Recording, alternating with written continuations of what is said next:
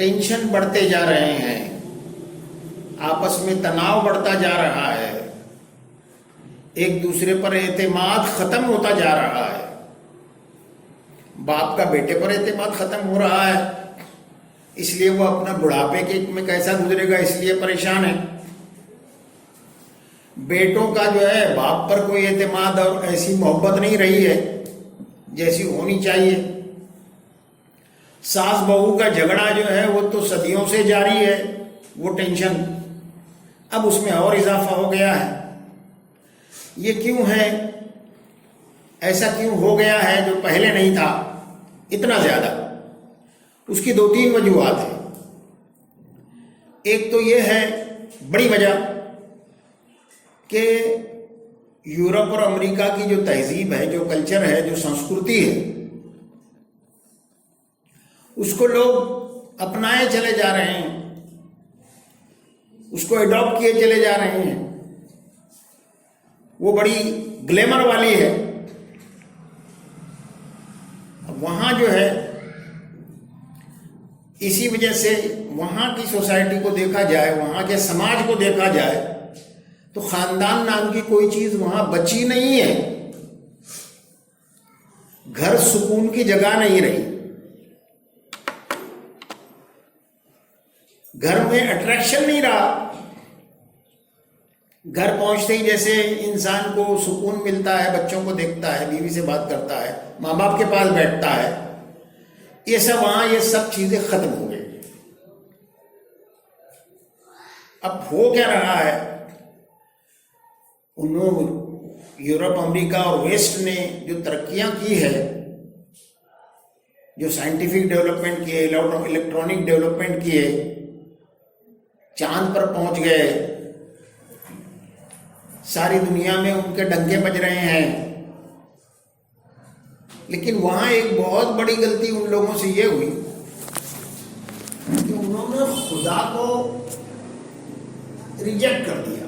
ان کے یہاں اللہ تعالیٰ کا، خدا کا کوئی تصور ایسا نہیں ہے کہ وہ خدا کے خوف سے، خدا کی محبت میں یا خدا کی دی ہوئی تعلیمات کے مطابق اپنی زندگیوں میں سکون پیدا کر لیں۔ زندہ خدا یا ایسا خدا جو ان کے معاملات میں دخل دے، جو ان کے کاروبار میں، جو ان کے گھریلو سنسکار میں، یا ان کے اکنامکس میں، یا ان کی پالیٹکس میں، ان کے راجکارن میں، گھٹنا بنانے میں، انہوں نے خدا کو بالکل مار دیا ہے۔ اور یہی نہیں بلکہ دوسری جگہ جہاں مشرق میں یا پورب میں جو قومیں خدا کو مانتی ہے اور خدا کو معاملات میں دخل دیتی ہے، وہ اس سے کوشش کرتے ہیں کہ ان کے یہاں سے بھی خدا کو دیش نکالا دے دیا جائے۔ اب یہ جو ترقیاں انہوں نے کی، 2 پہلو ہے اس کے۔ ایک پہلو تو یہ ہے کہ انہوں نے ہوائی جہاز بنا لیے، ڈرون بنا لیے، سیٹلائٹ ٹیکنالوجی، کمپیوٹر ٹیکنالوجی، یہ ساری چیزیں انہوں نے ایک بہت بڑا معیار قائم کر لیا۔ لیکن انسان کے اپنے مسائل جو ہے، انسانوں کا آپس میں جو تعلق ہے، گھر جو ہے ایک یونٹی ہے، آدم علیہ السلام سے لے کے ہزاروں سالوں سے گھر ایک یونٹی کی حیثیت سے باقی رہا ہے سماج میں۔ اس میں وہ تباہ ہو گئے۔ وہاں صورتحال یہ ہے کہ میاں بیوی شادی کرتے ہیں، تھوڑی تھوڑی بات میں طلاق ہو جاتی ہے، تو عام طور پر ایک عورت 20-25 شادیاں کر لیتی ہے زندگی میں، اور ایک مرد اور اس سے زیادہ شادیاں کر ڈالتا ہے، چھوڑ دیتے ہیں ذرا سی بات پر۔ تو یہ ہے کہ وہاں ایک دوسرے میں جیسا قرآن کہتا ہے کہ مودت اور رحمت نہیں ہے، ایک دوسرے سے سکون نہیں ہے، ان کو خاندان کا سکون برباد ہو گیا ہے۔ وہاں کا مرد جو ہے گھر کی طرف نکلتا ہے تو اس کو گھر میں اٹریکشن نہیں رہتا، وہ کہ گھر میں سکون ملے گا، کھانا تیار ملے گا، کافی تیار ملے گی، बीवी पास बैठेगी, दिलजोई करेगी, थकन उतरेगी, ऐसा नहीं है। उसको आके खुद अपना चाय बनाना पड़ती है, अपनी कॉफी बनाना पड़ती है, बाहर से खाना लाके वहाँ खाना पड़ता है, बीवी अपना लाके खाती है। उमूम के एतबार से ये सूरत हाल है। लेकिन उन्होंने बड़े बड़े विलास बना लिए, बंगले बना लिए, ऐसे ऐसे एक एक मकान है कि जिसके ऊपर हेलीपैड भी है, और सामान एक से एक है उनके पास, गाड़ियां एक से एक है, हर चीज उनकी ऐसी है कि मालूम होता है जादुई जिंदगी गुजार रहे हैं। लेकिन एक दूसरे से ना मोहब्बत है, ना मोहब्बत है, ना सुकून एक दूसरे से हासिल होता है। उन्होंने हमको भी ये सिखा दिया है कि मियार जिंदगी या स्टैंडर्ड ऑफ लिविंग के लिए कोशिश करते रहो, ज्यादा से ज्यादा खूब इकट्ठा करो। आज छोटी गाड़ी है, कल बड़ी गाड़ी ले लो। आज छोटा मकान है, कल बड़ा मकान ले लो। एक मकान है तो दूसरा बना लो, दूसरा नहीं है तो तीसरा बना लो।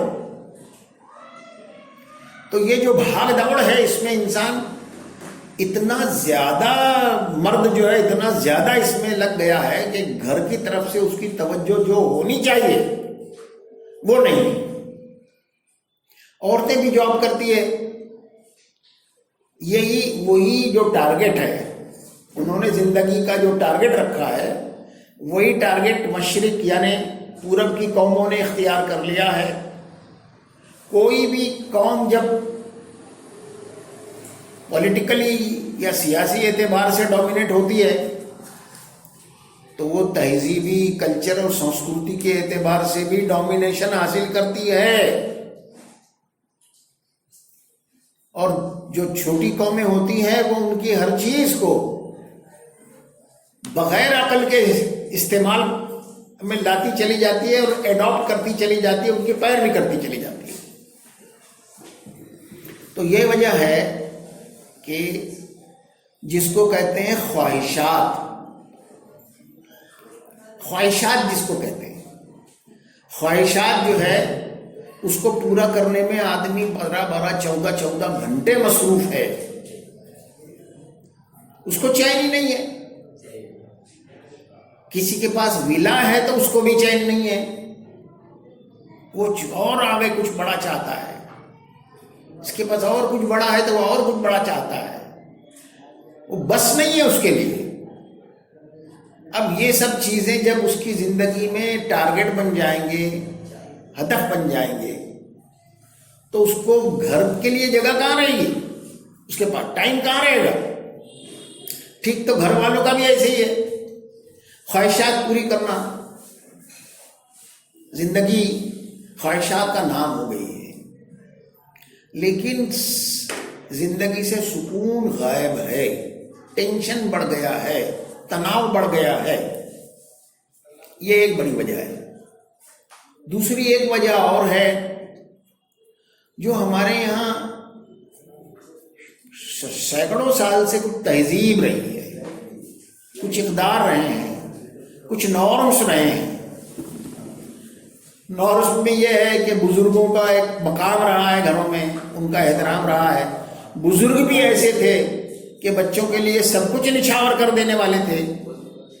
उनको ये फिक्र नहीं थी कि हमारे बुढ़ापे में क्या होगा हमारा, इसलिए कि बच्चों पर उनको एतबार था और उनको उससे कुछ लेना देना नहीं था कि हमें हमारे पास पैसा होगा या नहीं होगा। हमारे वालिद को हम जब पैसा देते थे तो 2-4 घंटे में ही वो बच्चों को खिला के फारिग हो जाते थे, कुछ नहीं रखते थे जेब में। और ये भी था कि घरों में अगर मियाँ बीवी के रिश्ते में तनाव पैदा हो जाए, दरार पैदा हो जाए, तो घर के बुजुर्ग जो है उसको संभालते थे, उसमें दूरी नहीं होने देते थे। तलाक बहुत बुरी समझी जाती थी। बहुएं भी कुछ ऐसी थी कि वो अपने घरों से अलहदा निकलना नहीं चाहती थी, वो बदनामी से डरती थी कि बोलेंगे देखो ये इसने सास ससुरों को छोड़ दी और शौहर को लेके अलग हो गई।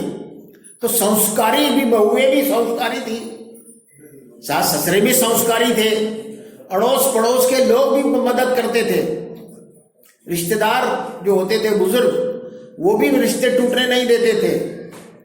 तो ये हमारी तहजीब में शामिल था, रूढ़ी में शामिल था।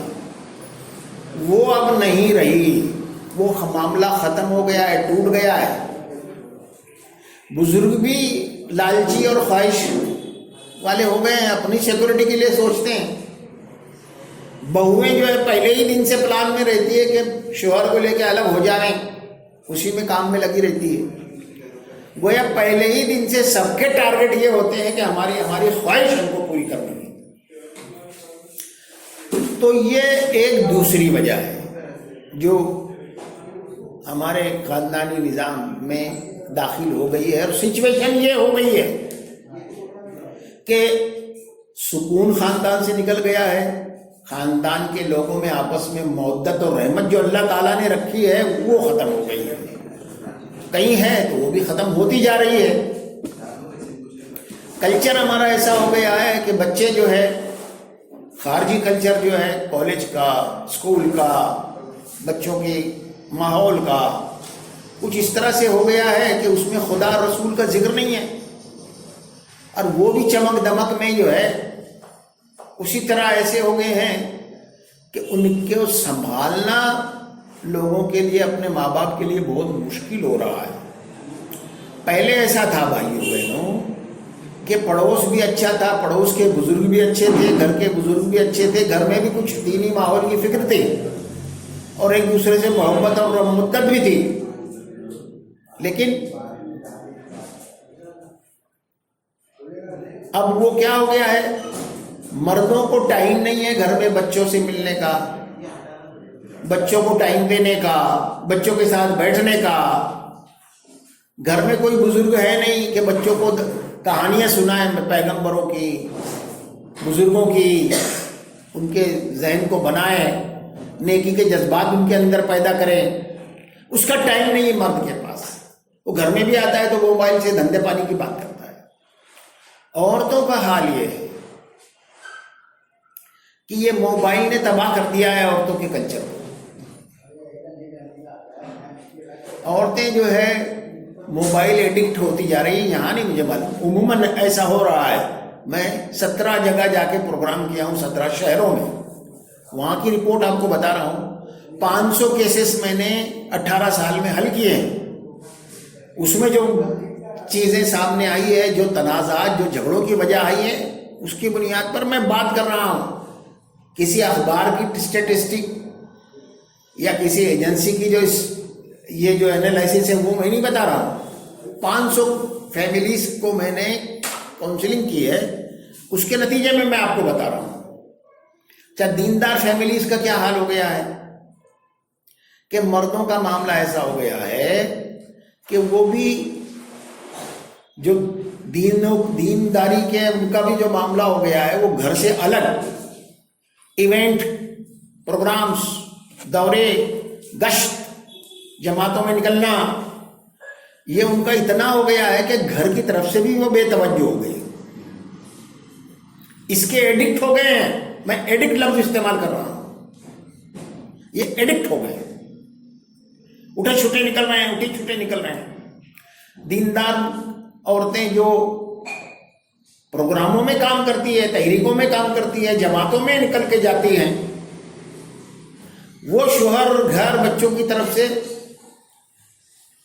उनको नजरअंदाज कर रही है। वो समझती है कि हम बहुत ऊंचा काम कर रहे हैं। अब घर का तो सेकेंडरी काम है। अच्छा, इज्तिमा से या गश्त से या जमात में जाकर आने से औरतें फिर मोबाइल पे एक दूसरे से बात करते हुए सालन पकाती है, रोटी पकाती है, तो खानों की क्वालिटी घट गई है। अचर वचर किस्म का पका लेती है और बातों में बहुत दिलचस्पी है, बहुत दिलचस्पी हो रही है।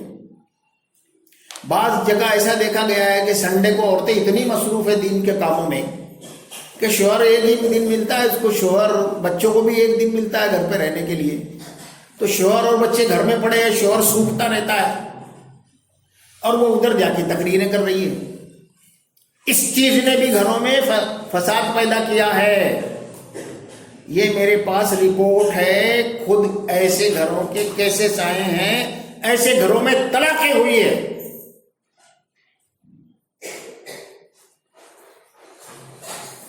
خواہشات بہت بڑھ گئی ہے. اور دین کا کام بھی ایونٹ بیس, پروگرام اورینٹیڈ, ایونٹ اورینٹیڈ, یہ سب بن گیا ہے. ہمارا پروگرام بہت اچھا ہوا. کس نے کیا سبق لیا, کیا اس لوگوں میں تبدیلی پیدا ہوئی, کیا سیکھا لوگوں نے, اس کی بجائے بہت اچھا ہوا.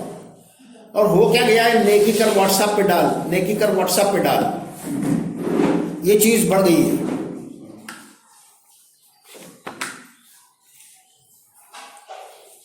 اب یہ چیز ایک اور چیز ہو گئی ہے. عورتوں میں نگیٹو کاؤنسلنگ ایک بہت بڑا علم ڈیولپ ہو گیا ہے, ایک فن بن گیا ہے. ایک دوسرے کو عورتیں جو ہے سکھاتی ہیں, خصوصاً نوجوان لڑکیاں ساس سسرے کو کیسے پریشان کرنا, کیسے ان کو حیران کرنا, باہر یعنی علیحدہ نکلنے کے لیے کیا کیا ٹرک اپنانا. یہ کاؤنسلنگ بہت زوردار شروع ہے. کوئی بڑی بہن ہوگی یا سہیلی ہوگی, وہ سکھاتی ہے اور چین نہیں لینے دیتی بہو کو, اور بہو بھی اسی میں لگی جاتی ہے. عورت کا مزاج یہ ہوتا ہے کہ خیر کو بھی جلدی قبول کرتی ہے, شر کو بھی جلدی قبول کر لیتی ہے. اس چیز نے بڑی تباہی لائی ہے. ابھی پچھلے سیٹرڈے کو میرا پروگرام وکرولی میں تھا. قریب 120 خواتین تھی, مرد کچھ 60-70 تھے. اس میں یہ ساری چیزیں بتاتا رہا, اور کاؤنسلنگ کے بڑے میں نے کیسز بتائے, پوائنٹ وائز کیسز بتائے, ایگزامپلس بتائے. آپ نے مجھے 1 ہی گھنٹہ رہنے دیا, ورنہ میں ایگزامپل بھی دیتا کہ فلاں کیس ایسا ہے, فلاں کیس ایسا ہے. پروگرام ختم کرنے کے بعد, نماز کے بعد میں چلا گیا وہاں کے امیر مقامی جو تو میرے شاگرد, ان کے یہاں کھانا کھانے چلا گیا. دیکھ رہا تھا کہ ایک لڑکی برقعے میں تھی اور وہ بار بار رو رہی تھی. خیر وہ لڑکی ایک بزرگ خاتون کو لیے مجھے ڈھونڈتی ہوئی وہاں آ گئی, گھر پر جہاں میں کھانا کھا رہا تھا. کھانا سے فارغ ہو چکا تھا. وہ بیٹھی اور مجھے اس نے کہا کہ انکل, آج میں نے معلوم ہو گیا مجھے کہ میری کتنی بھیانک غلطیاں ہیں, اور میری بڑی بہن اور میری سہیلیاں اور ایک میری ممانی میرے کو چین نہیں لینے دیتی ہے, اور وہ سکھاتی ہے. اور میرے ماموں نے بولا کہ یہ جو 3 سال کا اور 2 سال کا بچہ ہے نا, تو تیرے شوہر کے حوالے کر کے گھر پہ آ جا, اس کو اس کا کرنا پڑے گا نا تو اس کا سیدھا ہو جائے گا. تو 3 سال اور 2 سال کے بچے کو شوہر کے پاس چھوڑ کے آئی, اور مجھے بتایا اس نے کہ ابھی آپ کی تقریر کے بعد میں نے سب ڈیلیٹ کر دیا, سہیلیوں کے, ممانیوں کے اور بڑی بہن کے سارے نمبر ڈیلیٹ کر دیے. اور مجھے احساس ہو گیا کہ میری کتنی غلطیاں ہیں. ایک بھیانک کردار میں ادا کر رہی ہیں. خیر وہ ایک لمبی کہانی ہے. میں نے ان کے شوہر سے بات کیا, وہ کاؤنسلنگ کا مسئلہ ہے, پھر وہ آئے, معاملہ ان کا ٹھیک ہو گیا. بھوپال میں اسپیچ دے رہا تھا, 2 دن کی کانفرنس تھی بھوپال. وہاں میں نے یہ جو نگیٹو کاؤنسلنگ کی ایک کیس بتایا, کیسے ہو رہے ہیں دیندار خواتین میں, اور اس کے کیا کیا نتائج نکل رہے ہیں. اور دین کے کاموں کا جو ایڈکشن ہے عورتوں میں, وہ کچھ ایسا ہے کہ ایک جماعتوں کی ذمہ دار خواتین بھی جو بہت زیادہ پاپولر ہے, ان کے نواسے پوتے ہو گئے, لیکن ان کی بھی طلاقیں ہوئی ہے. اس وجہ سے کہ گھر میں جو ہے شوہر کو وقت بھی ملنا چاہیے, وہ دینے کو تیار نہیں ہے. وہ سمجھتے ہیں کہ میں اللہ رسول کا بہت بڑا کام کر رہی ہوں. یہ صورتحال ہے پورے معاشرے میں ہمارے, جس کی وجہ سے قرآن کی آیت کہتی ہے تم ایک کو ایک دوسرے کے سکون کے لیے ہم نے پیدا کیا, اور ہم نے اپنے فضل سے تمہارے درمیان رحمت اور مودت رکھ دی. یہ اللہ تعالیٰ کی نعمتیں ہیں. ایک اجنبی مرد, ایک اجنبی عورت 20, 22, 25 سال تک ایک دوسرے کو نہیں دیکھا, لیکن ایک نکاح میں بندھ جانے کے بعد ان کے اندر ایسی مودت اور رحمت پیدا ہو جاتی ہے کہ ایک معجزہ ہے، یہ اللہ تعالیٰ کی طرف سے ہوتی ہے، اس کو کہیں سے خرید کے نہیں لاتا انسان، اور ایک دوسرے کے ساتھ سے ان کو سکون حاصل ہوتا ہے، یہ نہیں کہیں سے خرید کے لاتا انسان۔ یہ اللہ کی جو نعمتیں ہوتی ہیں اس کو اگر حفاظت نہ کی جائے، اس کو نقصان سے بچانے کی، کمی نہ ہونے دینے کی فکر نہ کی جائے، اگر اس کو گروتھ پہ اس میں اضافہ کر دینے کی کوشش نہ کی جائے تو وہ نعمتیں ضائع ہو جاتی ہیں۔ اللہ تعالیٰ ان نعمتوں کو اٹھا لیتا ہے، یہ اللہ تعالیٰ کی نعمتیں ہیں۔ اچھا، سکون، مودت، رحمت، یہ الفاظ نان مٹیریل ہے، یہ چیزیں نان مٹیریل ہے، سامان عیش سے یا بنگلے سے، گاڑیوں سے اس کا کوئی تعلق نہیں، وہ مٹیریل ہے، نان مٹیریل ہے۔ تو یہ نان مٹیریل چیزیں حاصل کیسے ہوتی ہے؟ مٹیریل زیادہ سے زیادہ اکٹھا کرنے سے نہیں حاصل ہوتی، اور زیادہ برباد ہو رہی ہے، یہ ڈیلیور کرنے سے حاصل ہوتی ہے۔ آپ دوسرے کو سکون دیں گے تو آپ کو سکون ملے گا، آپ دوسرے کو محبت دیں گے گھر میں تو آپ کو محبت ملے گی، محبت دوسروں تک آپ پہنچائیں گے تو آپ کو وہ ملے گی۔ یہ اللہ کا قانون ہے، یہ اللہ تعالیٰ کا دستور ہے۔ انسان کی نفسیات اللہ تعالیٰ نے ایسے بنائی ہے کہ وہ اگر معاف کرنے کا اس میں جذبہ ہے تو اس کو اللہ تعالیٰ دل میں ایک عجیب طرح کا سکون پیدا کرتا ہے، اگر وہ معاف کرنے والا ہو، اگر وہ درگزر کرنے والا ہو۔ اچھا، یہ رشتہ جو ہے یہ پارٹنرشپ کا رشتہ نہیں ہے، یہ ایگریمنٹ والا رشتہ نہیں ہے۔ بہت سے لوگ کہتے ہیں کہ یہ ایگریمنٹ ہے، نکاح جو ہے ایگریمنٹ نہیں ہے، یہ قرآن کی آیت بتا رہی ہے سکون والا رشتہ ہے، اور اسی حوالے سے جتنے رشتے ہیں سب محبت اور رحمت کے رشتے ہیں۔ قرآن یہ کہہ رہا ہے، اور اس کے پس منظر میں اگر اللہ کے رسول کی گھر کی زندگی دیکھی جائے، صحابہ کے گھروں کی زندگی دیکھی جائے، تو اس میں ایک خاص پہلو ملتا ہے کہ رحمت اور محبت اور سکون کو باقی رکھنے کے لیے، اس میں اضافہ کرنے کے لیے اللہ کے رسول نے خاص ترکیبیں بتائی، خاص عمل بتائیں، خاص ٹرک بتائی، اس کو نظر انداز کیا جا رہا ہے۔ علماء کرام نے جو کتابیں لکھی ہے وہ حقوق پہ لکھ دی ہے، موبائل آف کر دیجیے، حقوق پہ لکھ دی ہے، بیوی کے یہ رائٹس ہے، شوہر کے یہ رائٹس ہے، ماں باپ کے یہ رائٹس ہے۔ پہلی بات میں آپ کو یہ بتا دوں کہ اللہ تعالیٰ نے انسان کو دنیا میں حق حاصل کرنے کے لیے بھیجا ہی نہیں ہے۔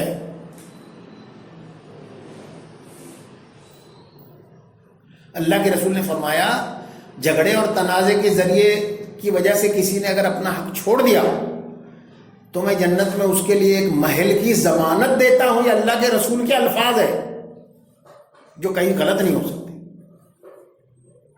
اچھا، یہاں ہم خواہشات بہت رکھتے ہیں، پڑوسی نے بڑی گاڑی لی، اس نے وہ کیا، میں بھی یہ لوں، میں بھی یہ لوں، میں بھی یہ لوں، اپنا زندگی کا شیڈول ہی برابر نہیں بنا پاتے ہیں کہ گھر بھی ایک چیز ہے، بچے بھی ایک چیز ہے، بیوی بھی ایک چیز ہے، اس کے لیے ٹائم سپینڈ ہونا چاہیے، وہ خاص پہلو اس کا ہے، اس میں کوئی کمپرومائز نہیں ہونا چاہیے، ورنہ بچے ہاتھ سے نکل جاتے ہیں۔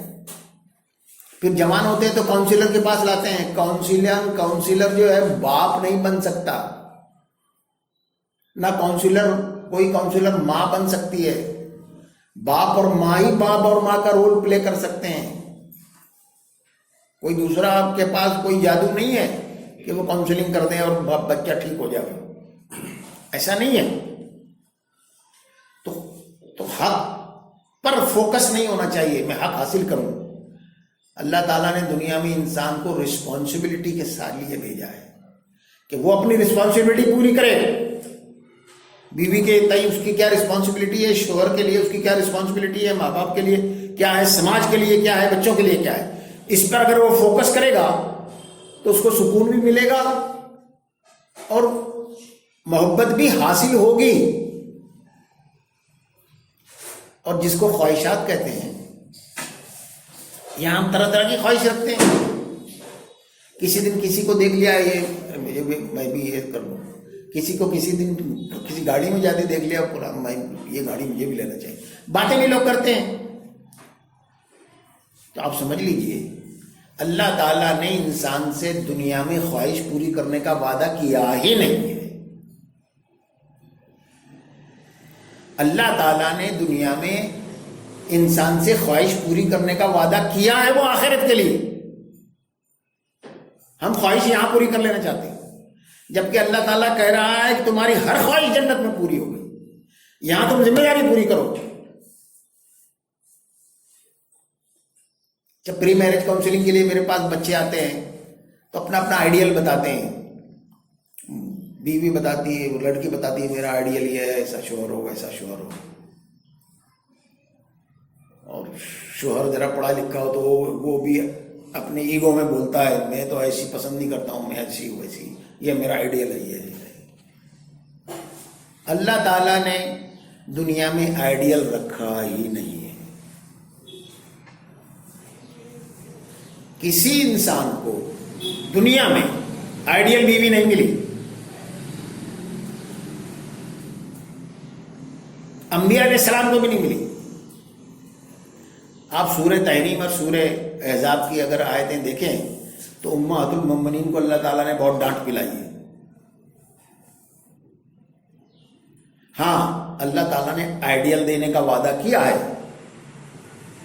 آخرت کے لیے آئیڈیل دینے کا وعدہ کیا ہے. یہاں تو درگزر کرنے کا وعدہ کیا ہے. یہ رشتہ درگزر کرنے کا ہے، یہ رشتہ ایک دوسرے کو معاف کرنے کا ہے، یہ رشتہ ایک دوسرے پر نچھاور ہونے کا ہے، ایک دوسرے کی خواہشات کا احترام اور لحاظ کرنے کا ہے. ایک حدیث سنا دیتا ہوں، اس سے اندازہ ہو جائے گا. بے شمار حدیث ہے. میں نے کہا نا اللہ نے آئیڈیل دنیا میں رکھا نہیں ہے.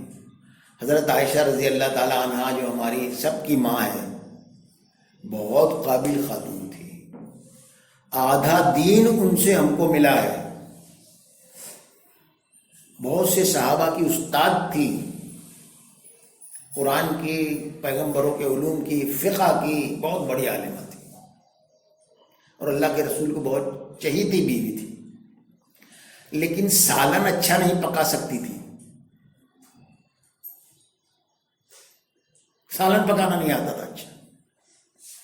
اب اس زمانے میں نبی پاک صلی اللہ علیہ وسلم کی زندگی ایسی تھی کہ کھجور ہے، دودھ ہے، روٹی ہے، پنیر مل گیا، گھی مل گیا، یا دودھ کے ساتھ کھا لیا، یہ سب زندگی تھی.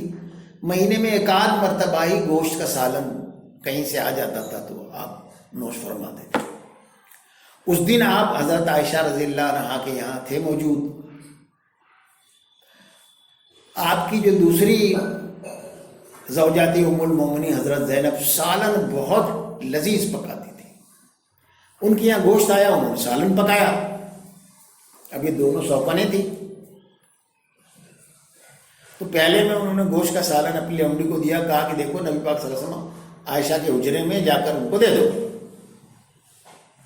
وہ لونڈی آئی، داخل ہوئی. حضرت عائشہ نے جب دیکھا کہ یہ تو زینب کی لونڈی ہے اور سالن لائی ہے، ایک دم ان کو غصہ آ گیا. جو ہاتھ مارا تو بوٹیاں بھی بکھر گئی، سالن بھی گر گیا اور پیالہ ٹوٹ گیا سر. اب اندازہ لگائیے، مہینے میں ایک آدھ بار ہی سالن میسر آتا تھا. اللہ کے رسول کو کیا کرنا چاہیے تھا؟ چلا پکار کرنی چاہیے تھی، ڈانٹ ڈپٹ کرنی چاہیے تھی. لیکن عورتوں کی خاص ایک نفسیات ہوتی ہے، وہاں درگزر کیا جاتا ہے. اللہ کے رسول نے کچھ نہیں کیا. اپنے ہاتھ سے جھاڑو لگائی، کچرا اٹھایا، پھینکا. ایک دوسرا پیالہ تھا وہ لونڈی کو دیا، کہا کہ یہ زینب کو دے دو، اور یہ الفاظ آپ نے ادا کر، کوئی بات نہیں، آج تمہاری ماں کو غصہ آ گیا. یہ اللہ کے رسول نے سکھایا ہے کہ ایسے بیوی کے ساتھ معاملہ رکھو.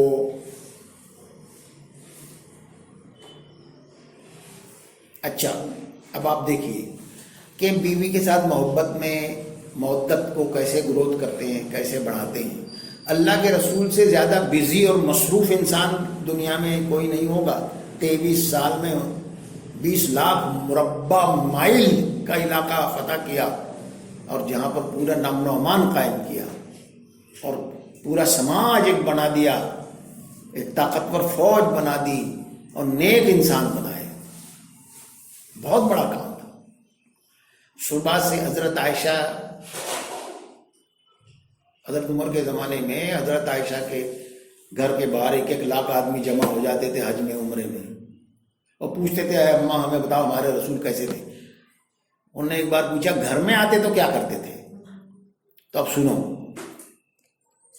اللہ کے رسول جیسا اتنا زیادہ مصروف انسان، صبح میں آپ نماز کے بعد اشراق سے لے کے چاشت تک 11 بجے تک مصروف رہتے، بہت زیادہ.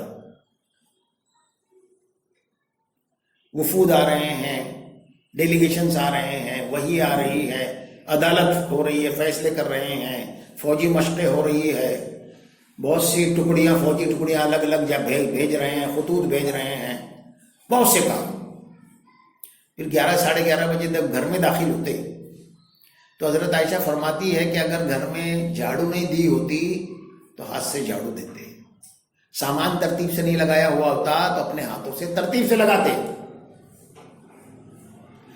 اور اس زمانے میں حضرت حسن، حضرت اسامہ بن زید جو ہے، ان کا منہ اگر گندا ہوتا تو پیالے میں پانی لے کے بچوں کا منہ دھلاتے ہی.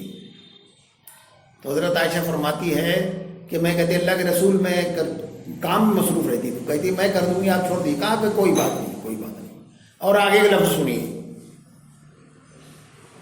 اور اللہ کے رسول کبھی کبھار مجھے آٹا گوندھ کر دیتے تاکہ میں روٹی پکا سکوں. یہ عمل شوہر کا کس لیے ہے؟ تاکہ میاں اور بیوی میں محبت، مودت، ایک دوسرے کے لیے سکون کا باعث بنے رہے.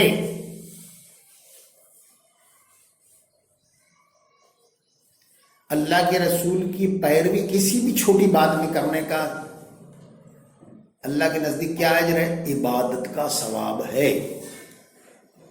جیسے ہم 2 رکعت نفل پڑھ کے جو ثواب حاصل کرتے ہیں، اللہ کے رسول کی 1 حرکت کی اگر پیروی کر لیں اس سے زیادہ ثواب اللہ کے یہاں ہے اس کا. جس طرح سے اللہ کے رسول سواری پر بیٹھے تھے، اسی جذبے کے ساتھ ویسے ہی سواری پر بیٹھے تو نماز کے برابر اس کا ثواب ہے، عبادت کا ثواب ہے. ایسا کوئی رسول دنیا میں نہیں گزرا ہے. اور بہت سی باتیں جو علماء کرام نے اس کی حکمتیں نہیں بتائی ہے. 1-2 GIO کی سائیکالوجسٹ لڑکیاں میرے پاس ہے، ایک تو PhD کر رہی ہے سائیکیٹرسٹ میں، وہ کلینک کر رہی ہے. ایک دوسری لڑکی جو ہے وہ MA سائیکالوجی ہے، وہ بھی ابھی ہو گئی ہے. جب NRC کا سب چل رہا تھا نا، عورتیں احتجاج میں لگی ہوئی تھی، تو انہوں نے آ کر مجھ سے کہا کہ دادا بولتی مجھے کہ آپ مجھے ہمیں یہ بتائیے کہ عورت کی ہماری حیثیت کیا ہے اسلام میں. میں نے کہا آج کیسے سوال پیدا ہوا؟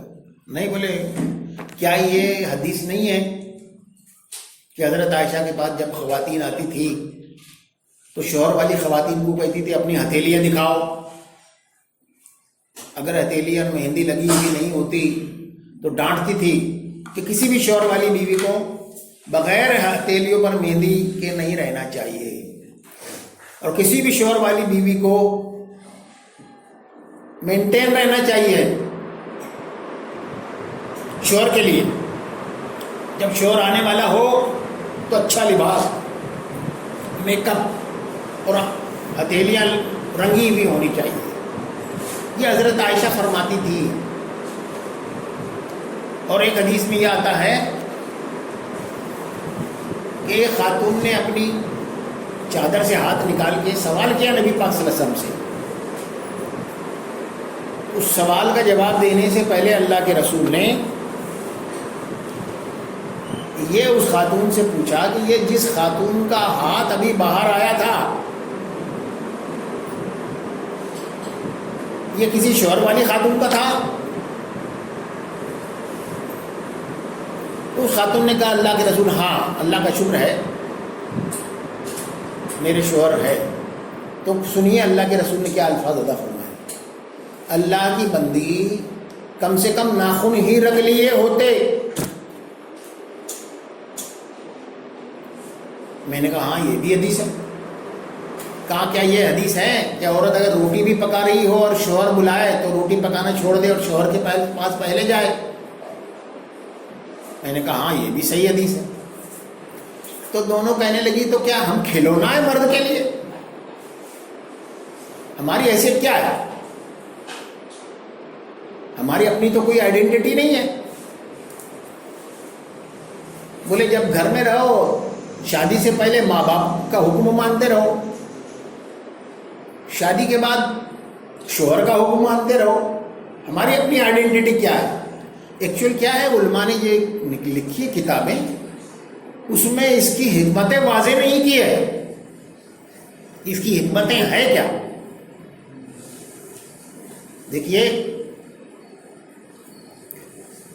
بیوی اگر شوہر کے لیے یہ اہتمام کرے گی اور شوہر بیوی کے لیے ایسا اہتمام کرے گا تو یہ میاں بیوی اللہ تعالیٰ کو بڑے محبوب ہیں۔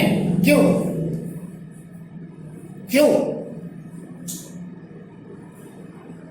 اللہ تعالیٰ ایسا سماج، ایسی سوسائٹی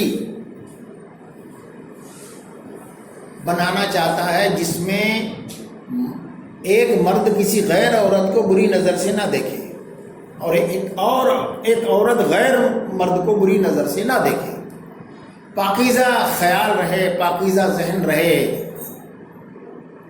تو اس کی حکمت یہ ہے کہ شوہر کے خیالات کی حفاظت کرنا، شوہر کی نگاہوں کی حفاظت کرنے کی ذمہ دار اس کی بیوی ہے، اور ٹھیک اسی طرح سے بیوی کے خیالات، بیوی کی نگاہوں کی حفاظت کرنا شوہر کی ذمہ داری ہے۔ اگر اس طرح سے ایک دوسرے کا خیال رکھیں گے تو معاشرے میں نگاہ بازی نہیں ہوگی، جائز تعلقات نہیں ہوں گے، معاشرہ پاکیزہ رہے گا۔ یہ اللہ تعالیٰ کا منصوبہ ہے، اور اس کے لیے میاں بیوی کو ایک دوسرے کے ساتھ اس طرح سے معاملہ رکھنا چاہیے، اور یہ ایک دوسرے سے اس طرح سے معاملہ رکھنے میں اللہ تعالیٰ کے عظیم مقصد میں کنٹریبیوٹ کرتے ہیں۔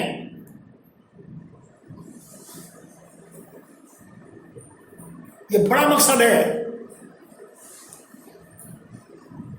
میرے پاس ایک نوجوان میاں بیوی ایک 2 سال کے بچے کے ساتھ آئے تھے، انہوں نے 8 سیٹنگ کی میرے ساتھ۔ میں نے ان کو بتاتا ہوں کسی کو بھی کہ اگر آپ کاؤنسلنگ کی پوری سیٹنگ لے لیں تو آپ میں پوری تبدیلی پیدا ہو جائے گی، اور آپ اسلام کا خاندانی نظام، میاں بیوی کا رول اور اس کی حکمتیں، غیر معمولی فائدے سماج کو کیا ہے، وہ سب آپ کے ذہن میں آ جائیں گے، آپ کے دل و دماغ میں بیٹھ جائیں گے۔ خیر انہوں نے سیشن پورے کیے۔ ایک دن وہ لڑکا آیا میرے پاس، کہنے لگا کہ مجھے معلوم ہی نہیں تھا، یہ تو میں نے کوئی کتاب بھی نہیں پڑھا تھا، آپ سے جو حاصل ہوا۔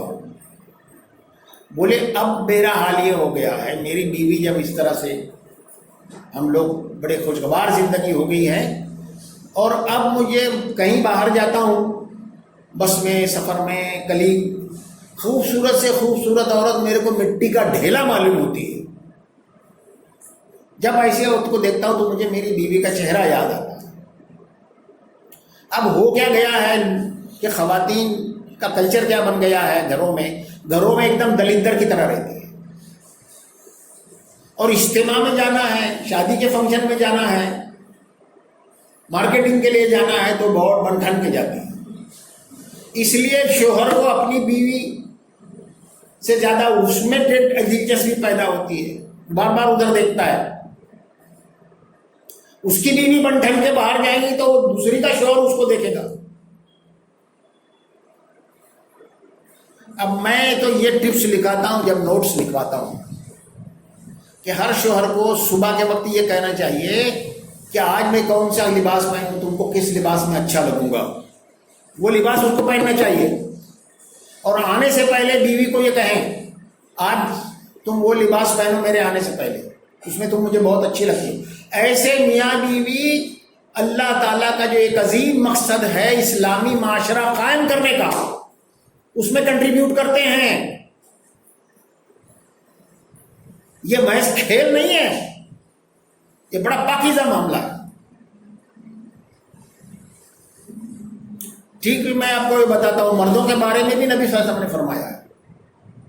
میرے پاس ایک کیس آیا تھا، ایک لڑکا سومیہ کالج میں پڑھتا تھا، وہاں ایک گجراتی لڑکی سے افیئر ہوا، اس سے شادی کی، پھر بعد میں وہ عیسائیوں سے وابستہ ہوا، پھر اس نے اسلام بھی قبول کی، سب کچھ ہوا. ایک بچہ ہونے کے بعد جو ہے ان میں تنازع پیدا ہوا، بہت سی وجوہات تھی، اس کی کاؤنسلنگ ہوئی. لڑکے نے مجھ سے یہ کہا کہ انکل یہ میری خواہشات کو اوائڈ کرتی ہے. میں نے اس کو بلایا، بیٹا تم ایسا کرتی ہو، کیا یہ چاہتی ہو کہ وہ پروفیشنل کے پاس جائے یا زنا کرے؟ اس نے کہا نہیں انکل ایسا میں نہیں چاہتا. لیکن اس نے کیا کہا سنیے، آپ ان کو آرڈر کیجئے کہ جب شام کو آئے تو سنان کر لیا کریں، ان کی باڈی سے پسینے کی بو آتی ہے. اب سنیے، ایک حدیث مجھے اسی وقت یاد آ گئی.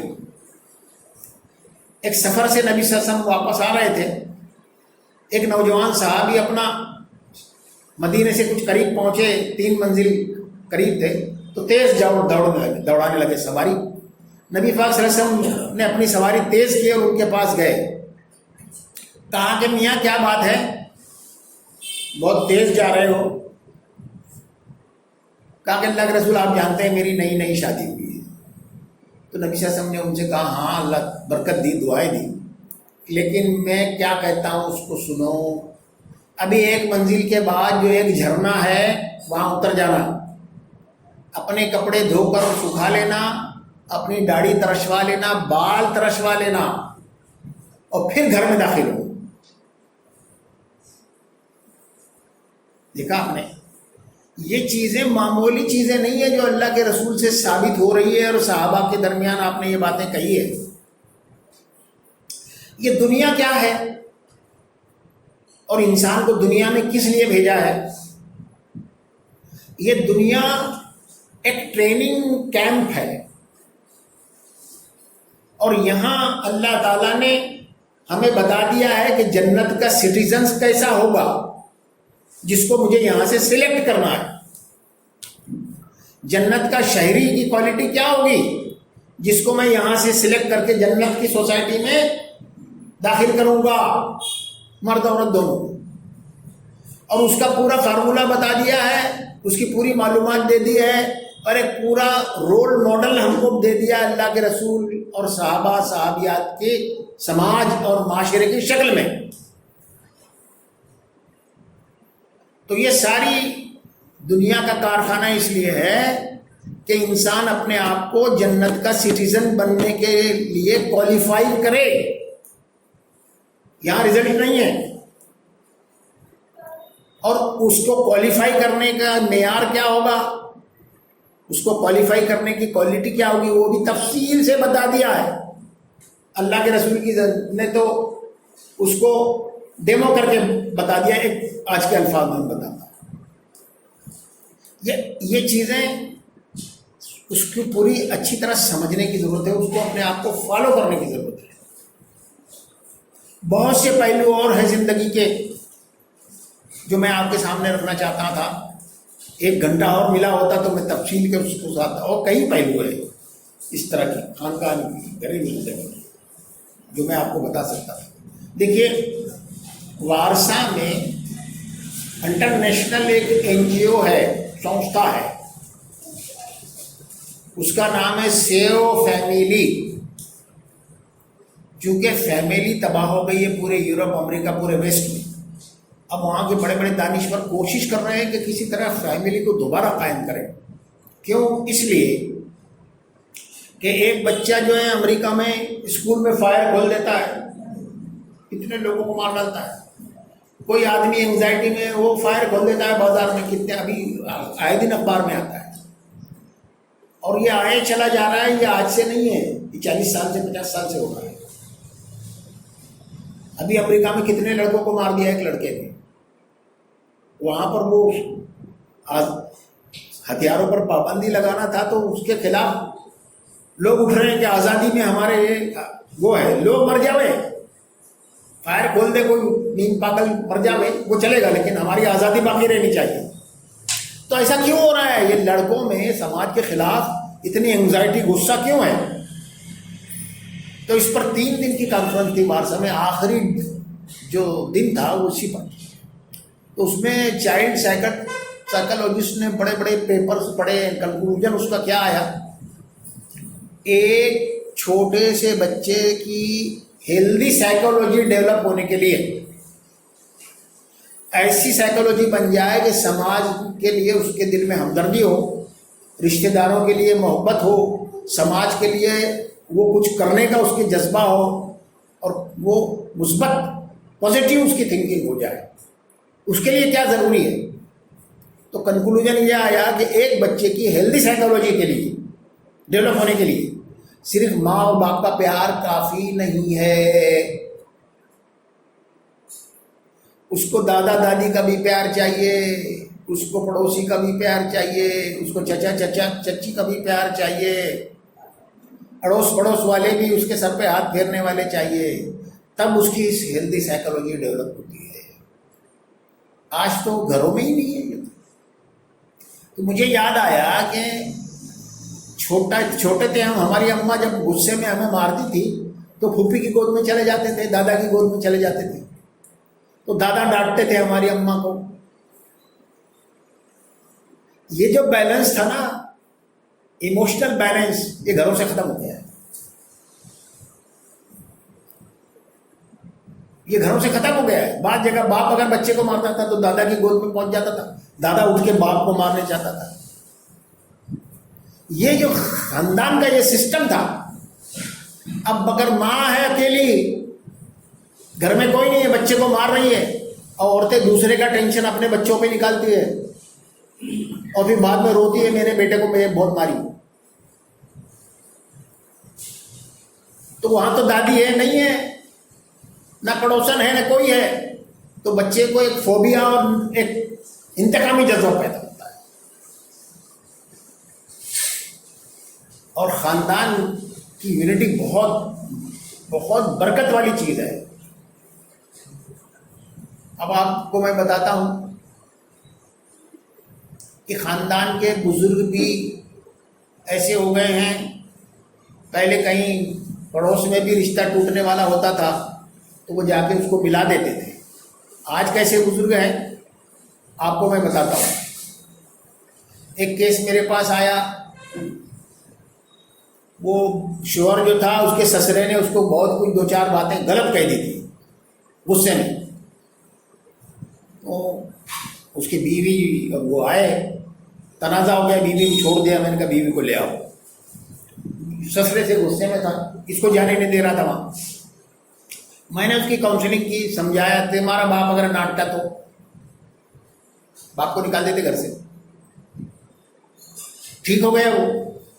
پھر 1 مہینے بعد آیا, نہیں بولے میری بہت بے عزتی کیا اس نے, ایسا ہے ویسا ہے, ایسا میرے کو بولا. داماد کو ایسا بولتے ہیں کیا؟ میں چھوڑ کے جا رہا ہوں اس کو. پھر میں نے سمجھا دیا, پھر سمجھا دیا, پھر چلا گیا. پھر آیا, آپ ایسا کیسا کہتے ہیں؟ کیا داماد کے ساتھ کوئی ایسا کرتا ہے کیا؟ اب میں نے اس کو پوچھا کہ تم جب گھر پہ ہوتے ہو تو اس معاملے میں جو گفتگو ہوتی ہے اس میں کون کون رہتا ہے؟ بولے میری ماں رہتی ہے, میرے ماموں رہتے ہیں. شب میں نے کہا تمہارے ماموں کی کوئی بیٹی ہے جس کی طلاق ہو گئی ہے یا بیوہ ہے؟ پہلے کہا ارے آپ کو کیسے معلوم؟ تمہارا ماموں تمہارا رشتہ توڑ کے اپنی بیٹی سے تمہارا رشتہ کرنا چاہ رہا ہے. ایک دم اس کو کلک ہو گیا. اس کو میں نے سب بتا دیا, مسئلہ ہی ختم ہو گیا. تو بزرگ بھی ایسے ہیں آج کل, سب تباہی ہے. اور اس کا علاج صرف ایک ہے کہ ہم اللہ کے رسول کی زندگی کی پیروی کریں. اب میں ایک بتاتا ہوں نا، اللہ کے رسول نے گھر میں داخل ہوتے تھے تو یہ کام کرتے تھے.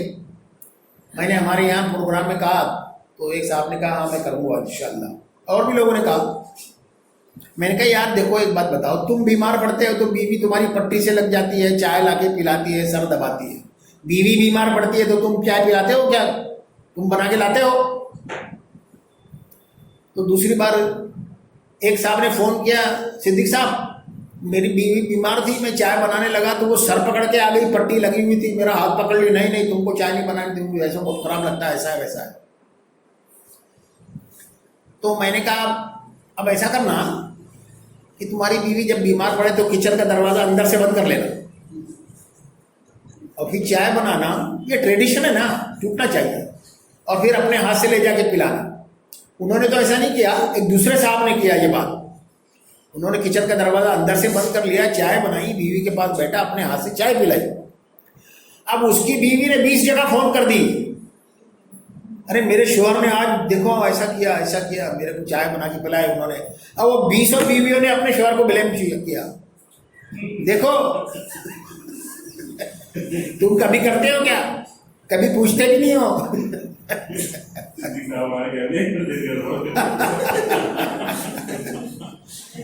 دیکھیے یہ ہمارے رسول کا عمل ہے بھائیوں بہنوں بیٹیوں، یہ ہمارے رسول کا عمل ہے.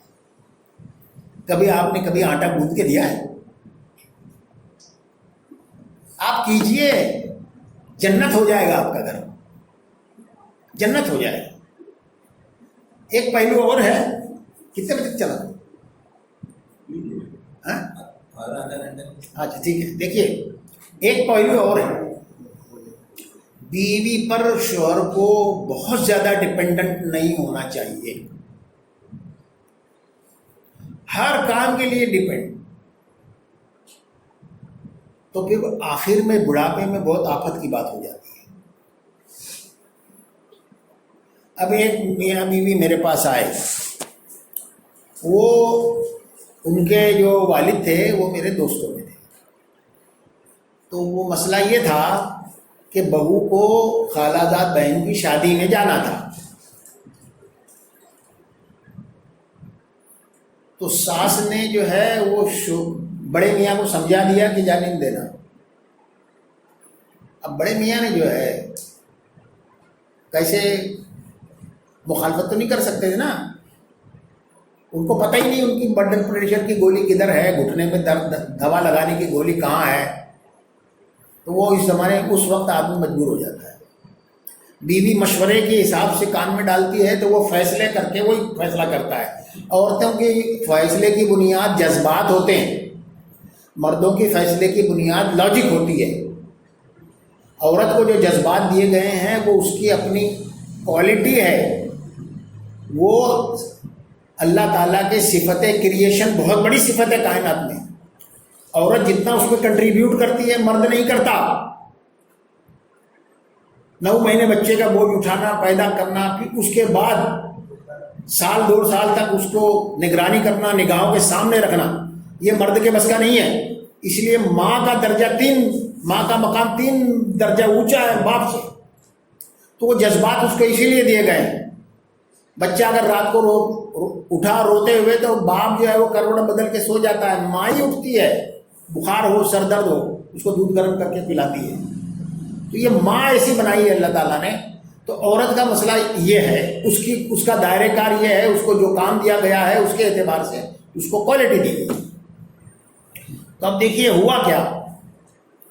تو شوہر نے بھی اور بیوی نے بھی کہا کہ دیکھو ابا ہماری بات ہی نہیں سنتے، ہم سے پوچھتے ہی نہیں، اماں جو بتا دیتی ہے نا وہی بس فیصلہ دے دیتے ہیں. اب دیکھو ہمارے ابا جو ہے وہ ان کے خالہ جان بھائی کے یہاں گئے تھے، ان کے بیٹے کی شادی میں، اماں جاتی ہے، اس کو منع کر دیا. میں نے وہ بزرگ کو بلایا، ان کو کہا آپ ایسا کرتے ہیں کیوں نہیں کیا؟ ارے بولے بیوی ناراض ہوتی ہے میاں، ایسا ہے. ارے میں نے کہا ناراض ہوتی ہے، ناراض ہو، آپ کو عدل کرنا چاہیے اللہ تعالیٰ کے یہاں، کیا جواب دیں گے؟ اور ایسے سب کچھ سمجھایا. بولے میں اب بھیج دیتا ہوں. انہوں نے بھیج دیا. کچھ دن بعد ملے, کیا ہوا؟ ارے بولے بھائی بیوی کا منہ پھول گیا, بڑی بیوی کا. 3 دن تک کے تو بات ہی نہیں کی. اب میں جو ہے ایک دوا لے کے, گھٹنے کی دوا ڈھونڈ کے گھٹنے پہ لگا رہا تھا, تو دور سے غصے سے دیکھنے لگی. پھر جھٹ میرے ہاتھ سے دوا لی اور کہنے لگی یہ گھٹنے میں درد نہیں ہے, یہ گھٹنے میں ہے. تو ڈپینڈنسی کا حال یہ ہوتا ہے. اللہ کے رسول نے اپنا کام خود کیا ہے. اپنے کپڑے پر پیوند خود لگاتے تھے, اپنا بستر خود جھاڑتے تھے, اپنے سارے کام خود کرتے تھے. 9 بیویاں تھی آپ کی, 9. اگر اعلان کر دیتے کہ میرے اس کرتے کو پیوند لگانا ہے, پوری مدینے کی آبادی نکل آتی تھی.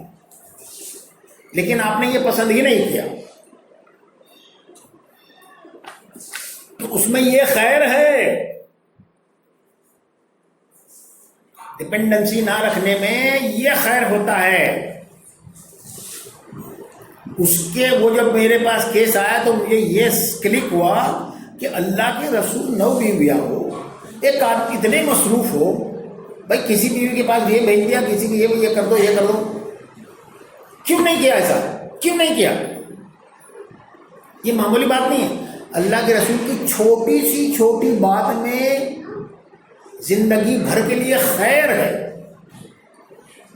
اس کو اس طرح سے سمجھا نہیں گیا آج تک, اور نہ اس کی حکمتیں سامنے آئی ہے. یہ کچھ باتیں تھی, کچھ سوال جواب کا موقع بھی رہے تو میں سمجھتا ہوں کہ ہاں جی. تو ابھی سوال کے لیے چھوڑ دوں, وقت ملنا چاہیے.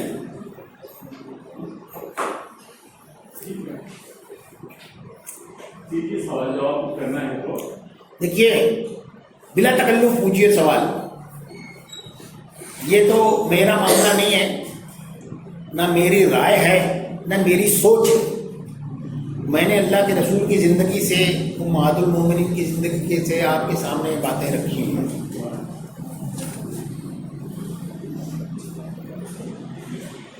خواتین بھی سوال کر سکتی ہے, کوئی اعتراض ہو تو وہ بھی کر سکتی ہے. ہم سب تو ہے اللہ کے رسول کے غلام ہیں, اللہ کی مرضی پر زندگی گزارنا چاہتے ہیں. اس لیے میں اور آپ سب برابر ہیں. اور جو ہمیں نہیں معلوم ہے, اپنی زندگی کو خوشگوار سکون بنانے کا, تو ہمارے لیے آب حیات ہے, وہاں سے ہم کو لینا چاہیے.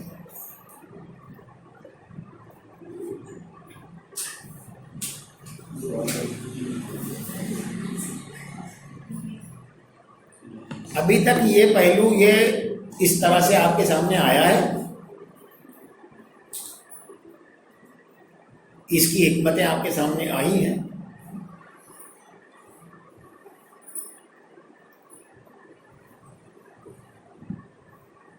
سوال کرنے کی ہمت پیدا کریں.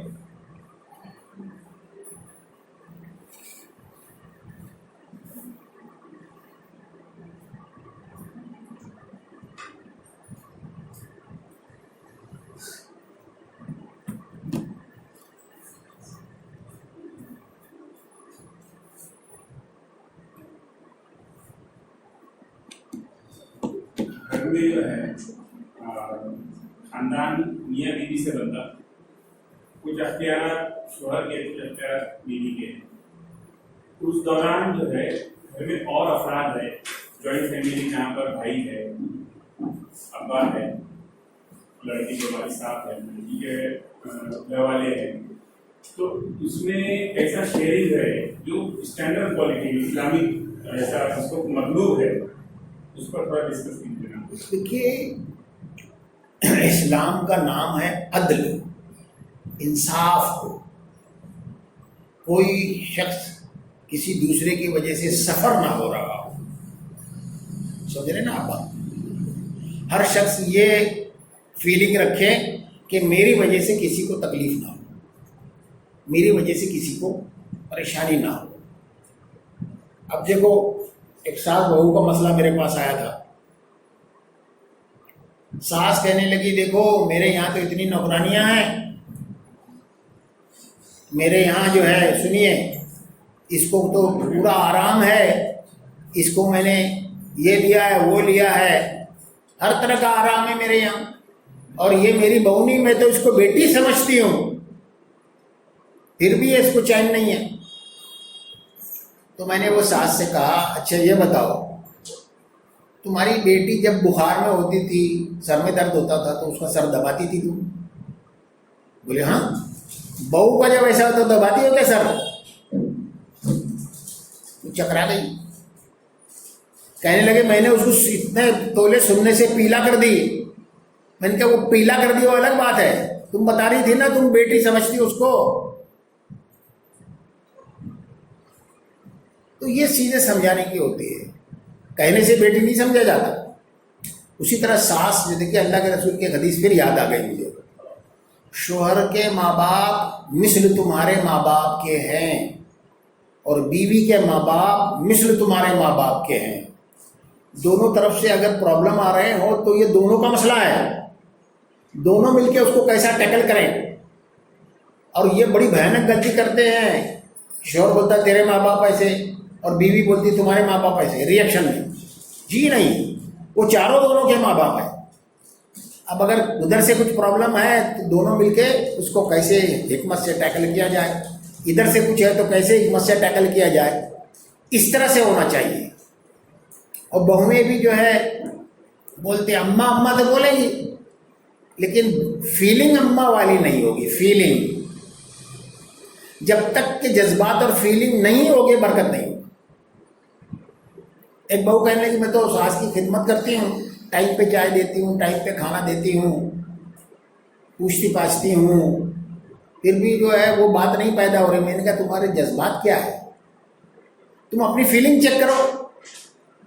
اگر وہ ماں کی فیلنگ ہے, ماں کے مقام دے رہی ہو تو اللہ تعالیٰ ضرور اس کے اندر تبدیلی پیدا کرے گا. یہ اصل میں اور اللہ تعالیٰ کے یہاں ترازو کیا ہے, میکینیکل عمل کا کوئی اجر نہیں ہے, فیلنگ کا اجر ہے. فیلنگ, جذبات کا, بھاوناؤں کا. اللہ تعالیٰ کے پاس جو ترازو ہے وہ بھاوناؤں کا ہے کہ یہ کام کرتے وقت تمہاری بھاونا کیا رہی, تمہارے جذبات کیا رہے, نماز پڑھتے وقت تمہاری بھاونائیں کیا ہے. دیکھیے اللہ کے رسول نے فرمایا ہے کہ میرے پاس تو میرا کچھ نہیں, سب اللہ کے رسول کا ہے. اللہ کے رسول نے فرمایا ہے کہ نماز ہی کیا ہے, خشوع ہی دراصل نماز ہے. خشوع کیا ہے, فیلنگز, بھاونائیں, جذبات, ایموشنز. اگر خشوع نہیں ہے نماز میں تو وہ ایکسرسائز ہے, ناٹ اے نماز. زکوٰۃ دینے میں اگر فیلنگ نہیں ہے تو وہ ایک ٹیکنیکل کام. تو ہر کام کو کرتے وقت اپنے اندر کی فیلنگ کو انسان چیک کرے. دعا قبول کیوں نہیں ہوتی, اس لیے کہ فیلنگ نہیں ہے اس میں. رسم بن گئی, روڑی بن گئی دعا کرنا, جیسے سلام پھیرا دعا کر دی. تو ماں باپ کے تعلق سے دیکھیے کیا کہا گیا ہے, ماں باپ کے تعلق سے ان کی طرف رحم کی نظریں کرنے کا بھی بہت بڑا اجر و ثواب ہے. رحم کی نظروں سے دیکھ لینے کا. اور ایک بات اور بتاتا ہوں میں کہ جو بزرگ لوگ ہوتے ہیں وہ الفاظ میں, سینٹنس میں دعا نہیں دیتے. ان کے ڈیمانڈ کے بغیر, ان کے مطالبے کے بغیر ان کی ضرورت ان کے پاس پہنچ جائے, ان کے پاس بیٹھا جائے تو وہ دل سے دعا دیتے ہیں. اور دل کی دعائیں جو ہے وہ ہی قبولیت کی دعا ہے. جس دعا میں فیلنگ ہوگی, الفاظ بھی نہیں ہوگی, فیلنگ ہوگی, وہ قبول ہوتی ہے. احساس, جذبات. تو سب سے بنیادی کام یہ ہے, گھر میں جو بھی پرابلم ہے جس شخص سے پرابلم ہے اس کے لیے دعا کریں اللہ تعالیٰ سے کہ اللہ تعالیٰ ان کے دل میں میری محبت پیدا کر دے، میرے دل میں ان کی محبت پیدا کر دے۔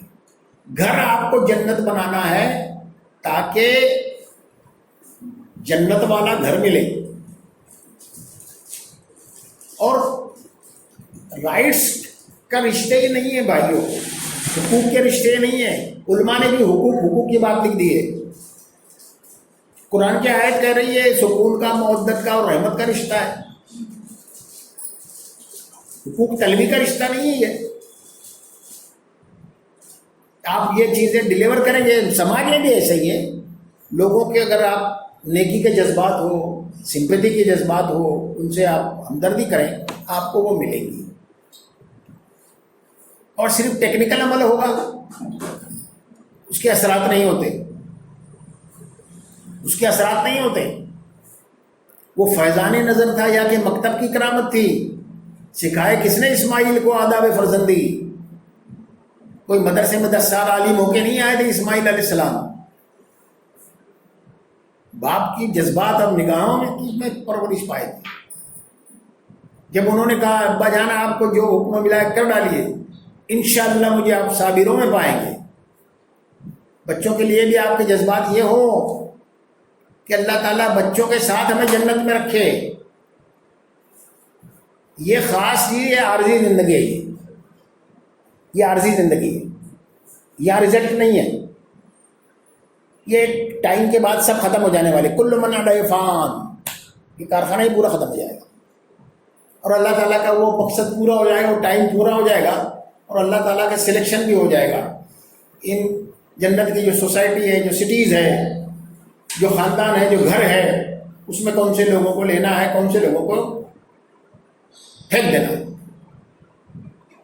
وہ مقصد پورا ہو جائے گا۔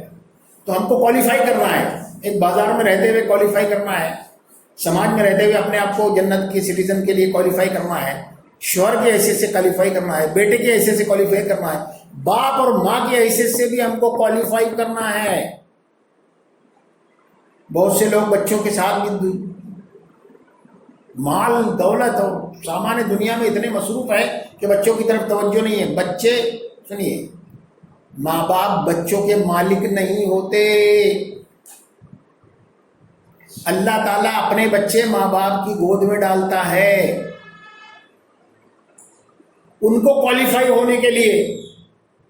میرے بچے تمہارے پاس گود میں ڈالا ہوں، اب ان کی تربیت تم کرو تو میں کوالیفائی، تم کوالیفائی ہو جاؤ گے، جنت کے لیے ہو جاؤ گے، سلیکٹ ہو جاؤ گے۔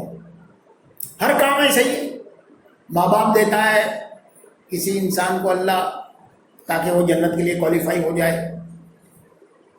بچے دیتا ہے تاکہ وہ جنت کے لیے کوالیفائی ہو جائے، سماج میں ان کے رول جو ہے جنت کے لیے کوالیفائی ہونے کے رول ادا کر لیں۔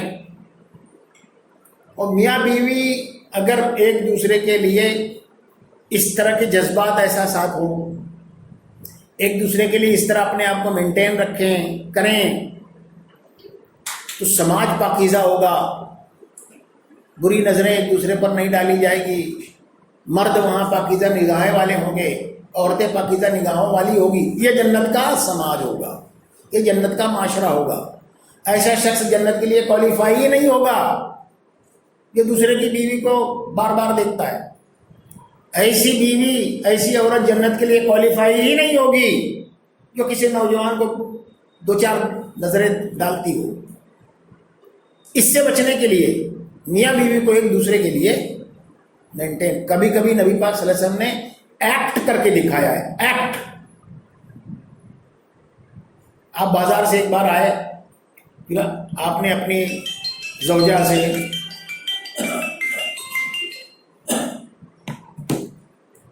تعلق پیدا کیا، غسل کر کے باہر آئے دن میں، اور صحابہ سے آپ نے یہ کہا دیکھو میں بازار میں تھا، ایک خاتون پر نظر پڑی، میرے اندر خواہش پیدا ہوئی، میں فوراً گھر پر آ گیا، اپنی بیوی سے تعلق پیدا کیا۔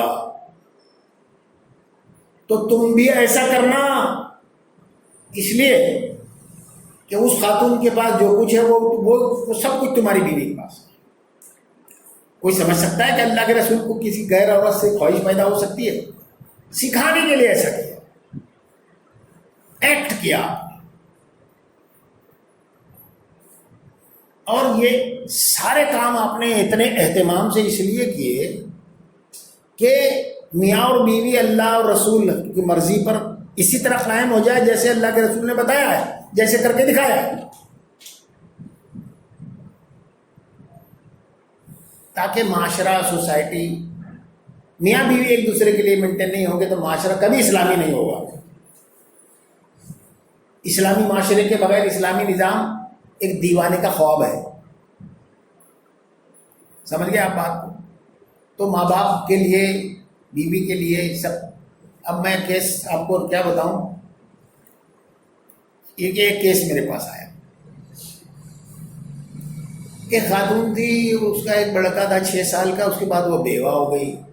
اب ساری زندگی اس نے بیوگی میں کاٹی، سلائی کرتی تھی بچے کو، سارے جذبات، احساسات، امید کا مرکز بچہ تھا.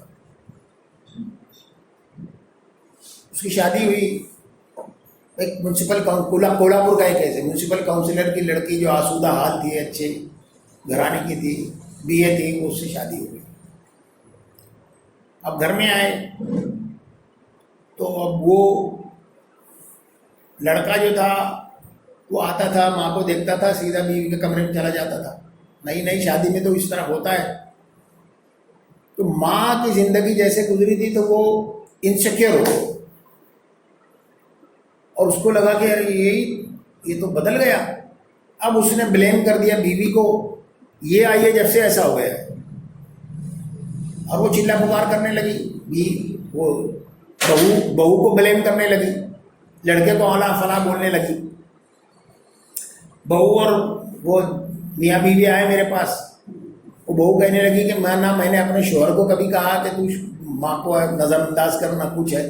بولے یہ میرے اوپر اتنا بلیم کر دیا کہ میری وجہ سے یہ ہو گیا، ایسے ہو گیا، ایسے ہو گیا، ایسے ہو گیا. اور یہ جو ہے یہ بھی کچھ بولتے نہیں ہیں، چپ چاپ رہتے ہیں. وہ شوہر کہہ رہا تھا کہ میری سمجھ میں نہیں آتا میری ماں کو کیا ہو گیا، اور میری بیوی بھی میرے اوپر چلاتی رہتی ہے. بولے میں سر پکڑ کے بیٹھ جاتا ہوں، اب گھر میں داخل ہوتے میرے کو خوف ہو رہا ہے. اب سنیے، جب یہ کیس آیا تو اس کو انالیسس کیسے ہوتا ہے.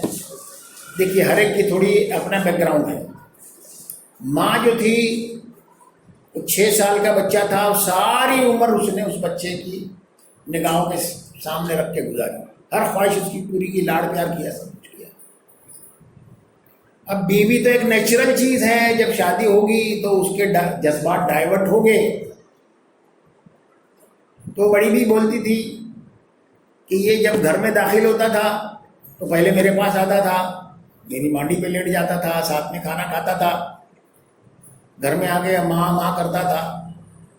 جب سیڑھی چڑھتا تو ماں ماں پکارتا. ابھی سیڑھی چڑھتا ہے تو ہنا کرتا ہے، اس کی بیوی کا نام ہنا، اور اس کے کمرے میں گھس جاتا ہے. تو دیکھیے اس میں ظالم کوئی نہیں ہے، مظلوم ماں ہے. اس کی سائیکالوجی ہے، وہ انسیکیور فیلنگ میں آ گئی، عدم تحفظ کا شکار ہو گئی. اب اس میں جو ہے سب سے پہلا کام میں نے کیا کہ وہ جو ہینا تھی اس کو کاؤنسلنگ کر کے بتایا، دیکھو تمہاری ساس کا یہ ہے، اس کا بیک گراؤنڈ یہ ہے. اب وہ ایک سائیکولوجیکل فوبیا میں آ گئی، وہ سوچ رہی ہے کہ میرے تو بڑھاپا کیسے گزرے گا. یہی ایک میری امید کا سہارا تھا. وہ بولتی تھی یہ میرا بیٹا ہی نہیں ہے، دوسرا ہو گیا ہے.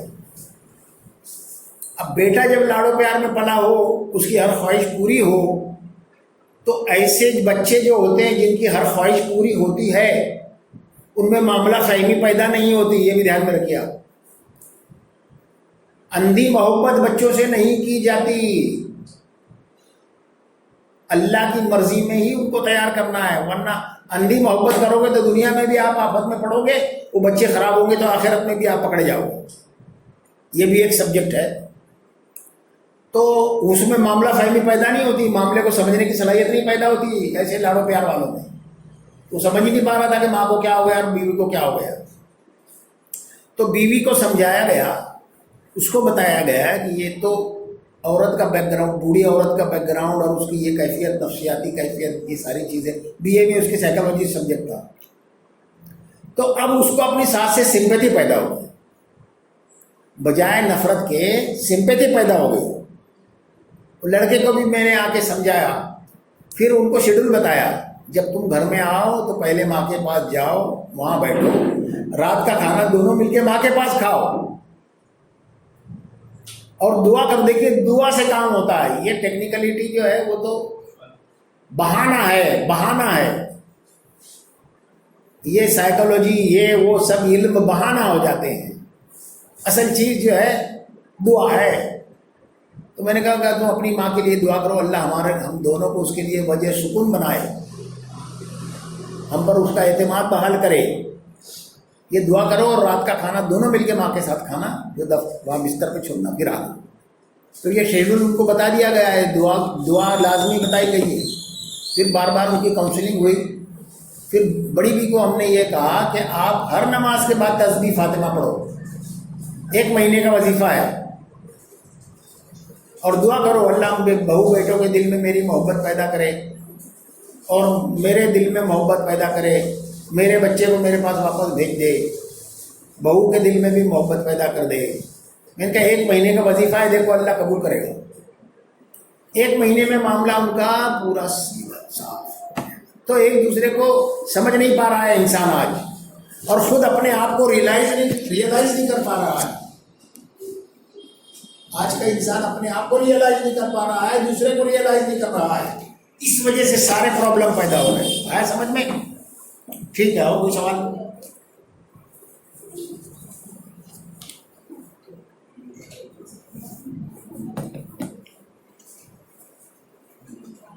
چلے بھائی ختم کرتے ہیں. جی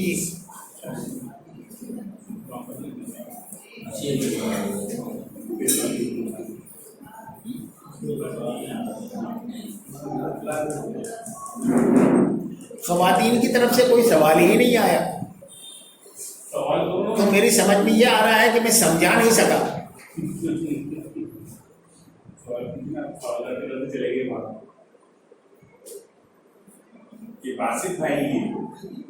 جی اچھا، کوئی سوال ہے آپ کا؟ کھڑے ہو جائیے. طور پہ جو مرد رہتا ہے اس کے ماں باپ کی خدمت کی ذمہ داری جو رہتی ہے اسی کے، اس کی بیوی جو ہے بطور احسان اپنے ساس سسرے کی خدمت کرتی ہے. لیکن اگر بیوی سیدھے سے انکار کرتے کہ میں آپ کے شوہر کی خدمت کی ذمہ دار نہیں ہوں، تو ایسی صورت حال میں کیا ہے؟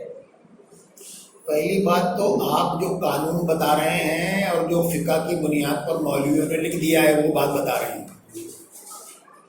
کہ بیوی کی ذمہ داری شوہر کے ماں باپ کی خدمت کرنا نہیں ہے نا. اور بھی لکھا ہوا ہے بیوی کی ذمہ داری شوہر کا کھانا پکانا نہیں ہے، بیوی کی ذمہ داری بچے کو دودھ پلانا نہیں ہے.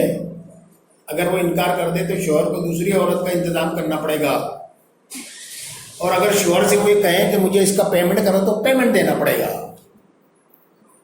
اور یہ لکھا ہوا ہے کہ بیوی کا رزق شوہر کے ذمہ ہے اور رزق میں پکا ہوا کھانا ہے. اتنی باتیں لکھی ہوئی ہیں، آپ سمجھ رہے ہیں؟ یہ دین کا اصول نہیں ہے، یہ فقہ ہے. یہ فقہ کب بنی ہے؟ امام ابو یوسف کے فیصلے، چیف جسٹس کے یہ فیصلے ہیں. بغداد میں اس وقت جو اسٹینڈرڈ آف لیونگ تھا اس میں ایک شخص کے پاس پورا ولا ہوتا تھا، 10 غلام اور 10 لونڈیاں ہوتی تھی. بچے کو دودھ پلانے والی الگ ہوتی تھی، صفائی کرنے والی الگ ہوتی تھی، پکانے والی الگ ہوتی تھی، غلام اور سارے کام کرتے تھے. اس میں ایک سے زیادہ اگر بیویاں ہیں اور اس کے جو فیصلے ہیں وہ ہے یہ. ورنہ آپ مجھے بتائیے اس اصول کی روشنی میں حضرت فاطمہ چکی پیس رہی ہے، حضرت فاطمہ جو ہے وہ مسجد سے ڈھو کر پانی لا رہی ہے، حضرت اسماء بنت ابی بکر جو ہے زبیر حضرت زبیر کی اہلیہ تھی، وہ گھوڑے کا چارہ جنگل میں سے کاٹ کے لا رہی ہے، اللہ کے رسول موجود ہے، اللہ کے رسول موجود ہے، دیکھ بھی رہے ہیں۔ حضرت عائشہ بھی کھانا پکا رہی ہے، حضرت فاطمہ بھی کھانا پکا رہی ہے، حضرت عمر جو ہے وہ پڑوس میں خاتون ہے بوڑھی، اس کا کام کر رہے ہیں، حضرت ابوبکر صدیق کے خاتون بوڑھی ہے، اس کی بکریوں کا دودھ دھو کے دے رہے ہیں، گھر میں صفائی کر دے رہے ہیں۔ یہ مومن کی حیثیت سے ہماری دنیا میں ذمہ داری ہے۔ جب پڑوسی کی خدمت ذمہ داری ہے تو گھر میں جو بوڑھے ہیں ان کی خدمت کی ذمہ داری نہیں ہے۔ یہ سچویشن پر بات ہوتی ہے، آپ سمجھ رہے بات کو؟ سماجی، معاشی، اکنامی سچویشن جس طرح کی ہوگی اس طرح کا معاملہ ہے، اس کے اعتبار سے فقہ بدلتی رہتی ہے، چینج ہوتی رہتی ہے، سمجھ رہے؟ اب یہاں تو دودھ پلانے والی ہی نہیں ہے، بیوی انکار کر دے گی تو کدھر دودھ پلائے گا مرد؟ ہاں، وہ سوسائٹی جو تھی وہاں دودھ پلانے والیاں ہوتی تھی، اور سوسائٹی میں جیسے اللہ کے رسول کو دائی حلیمہ لے گئی تھی، آپ سمجھ رہے ہیں نا بات کو؟ اس کی اور کچھ حکمتیں تھیں وہاں سوسائٹی کے اعتبار سے، یہاں کہاں ہے؟ ایک عالمہ جب میرے پاس آتی ہے تو اس کو پورا دین سمجھانا پڑتا ہے، بہت طاقت لگتی ہے۔ بولے یہ شوہر کا حق ہی نہیں ہے کہ مجھ کو وہ دباؤ ڈالے کہ میں بچے کو دودھ پلاؤں، اتنا تک ہے۔ بولے میں نے کہا بچہ جب اللہ تعالیٰ نے تمہارے پیٹ سے پیدا کیا تو کیا بچے کا حق نہیں ہے کہ اس کو تم دودھ پلاؤ؟ شوہر کو جانے دو، دودھ کس کے لیے دیا سینے میں اللہ تعالیٰ نے؟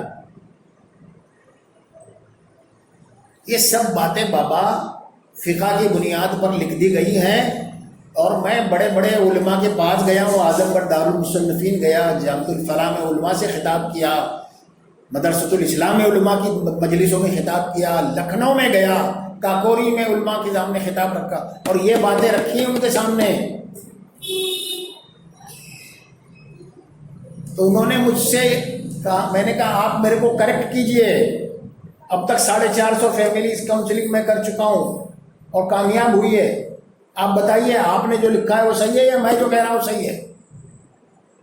ان لوگوں نے کہا کہ آپ نے ہماری آنکھیں کھول دی، آپ کہہ رہے ہیں وہ صحیح ہے، کل ہم پورے کلاس کی چھٹی رکھتے ہیں، بڑی کلاس کے طلباء پورے اسٹاف کو، اس کے سامنے آپ خطاب کیجیے۔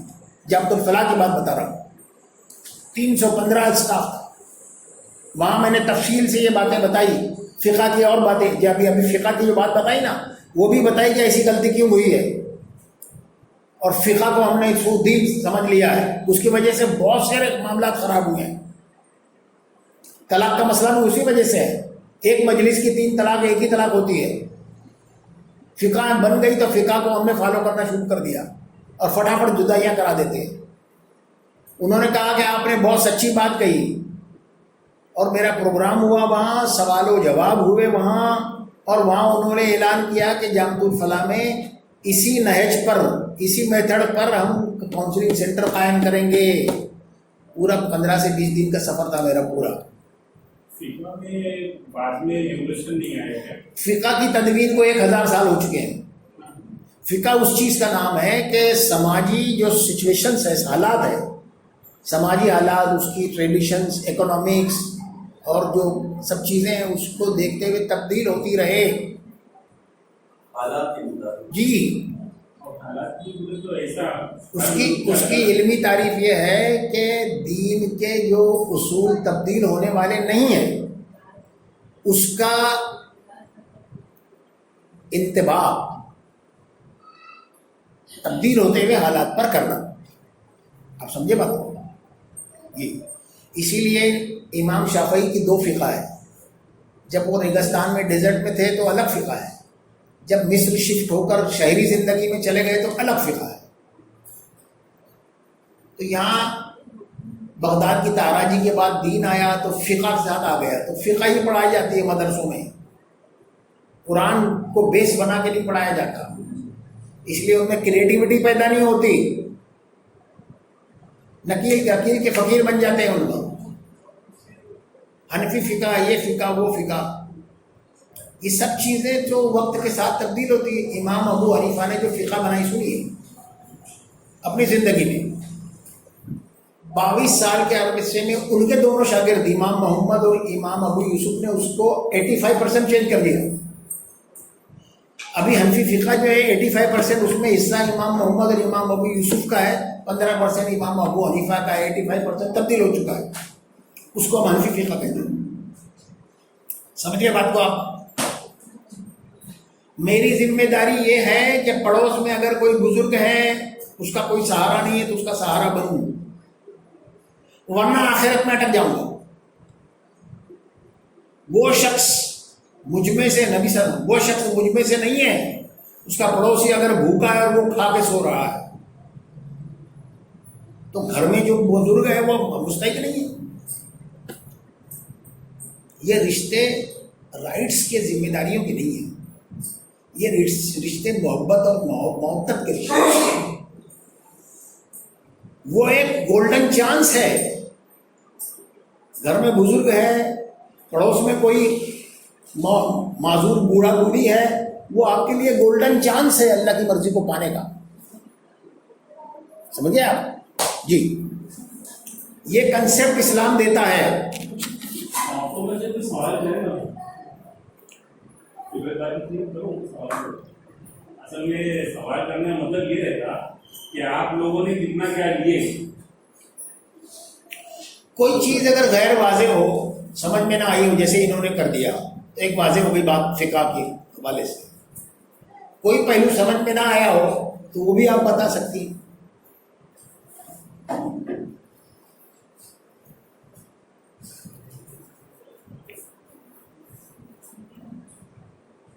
یا تاثرات بتا سکتی ہے پروگرام کے تعلق سے. بھئی ہمیں یہ بات اچھی لگی، نہیں معلوم تھا، یہ ہے، ایسا بھی بتا سکتے ہیں آپ، تاکہ سمجھ میں آئے میرے کہ سمجھا کہ نہیں سمجھے لوگ.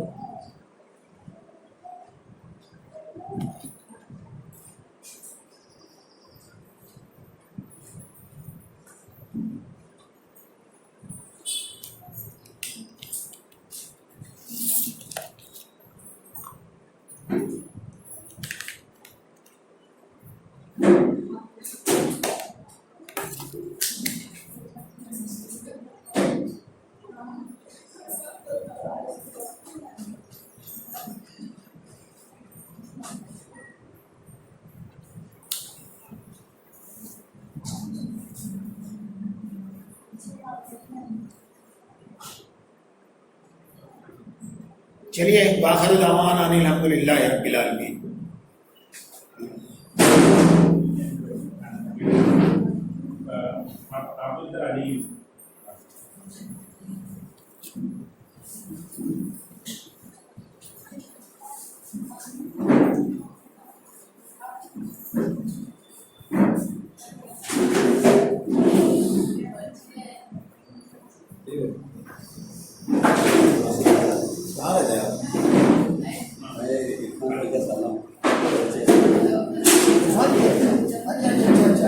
میں تو آپ کے گھر پہ آ چکا ہے. دال بہت کھائے آتا تھا ذکی سے بات ہوتی رہتی. ذکی میرا اچھا دوست. اچھا عرفان تو ہمارے امیر ہو گئے. آپ کے جو عمرہ والے ظفر بھائی ہیں، ظفر انصاری، میرے خاندان یہ ساتھ سب لوگ میرے شادی میں.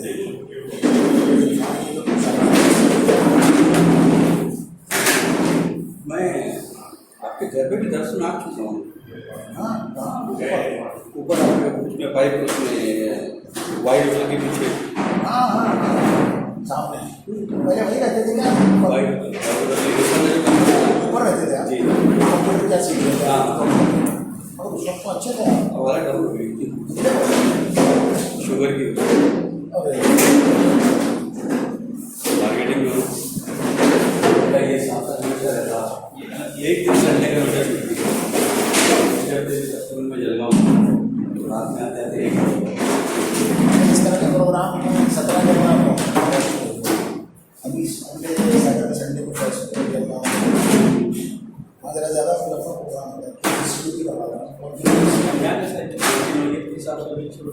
हाँ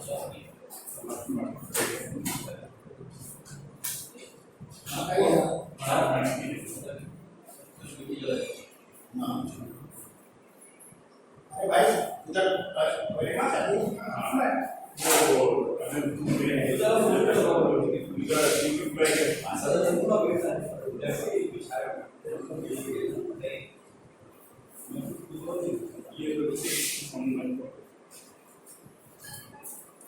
केवल असले